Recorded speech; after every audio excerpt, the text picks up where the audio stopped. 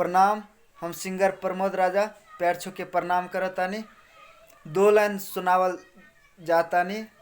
अगर हमर आवाज़ आप लोगन के अच्छा लगी तो बताई, कमेंट करी और लाइक करी और बताई कि ई बेटा और भाई की आवाज़ आप लोगन के कैसन लगल।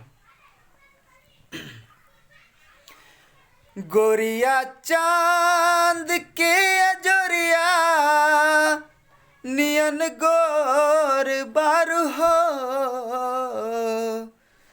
गोरिया चांद के अजोरिया नियन गोर बारू हो।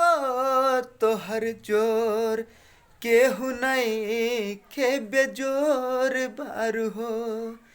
तोहर जोर केहू नहीं के बेजोर बारू हो।